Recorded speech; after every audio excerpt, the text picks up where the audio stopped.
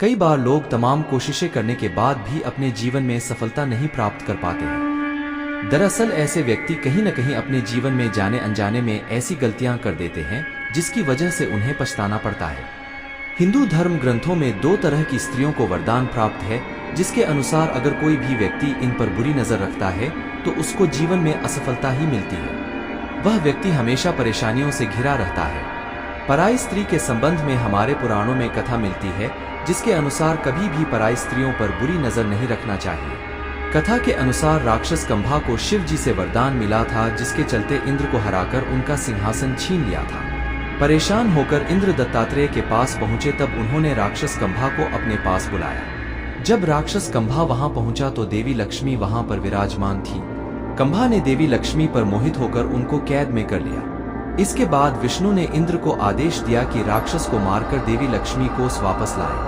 तब राक्षस कंभा ने शिवजी के वरदान की बात कही। इस बार भगवान विष्णु ने कहा कि जो भी पराई स्त्री का अपमान करता है उसका सारा पुण्य काम नष्ट हो जाता है। पराई स्त्री पर बुरी नजर रखने वाला पाप का भागी होता है। जैसे पराई स्त्री पर बुरी नजर डालने वाला व्यक्ति पाप का भागी होता है, उसी प्रकार विधवा स्त्री पर गंदी नजर रखने वाला व्यक्ति पाप का भागी बनता है।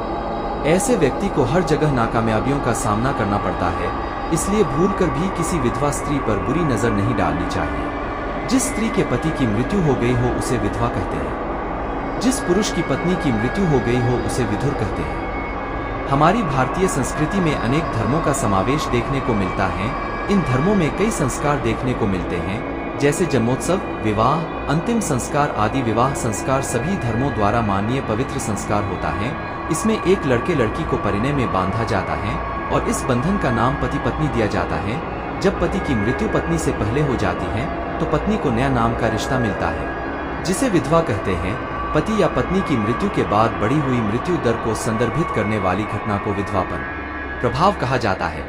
यह पति या पत्नी की मृत्यु के बाद पहले 3 महीनों के दौरान सबसे मजबूत होता है, जब उनके मरने की संभावना 66% बढ़ जाती है।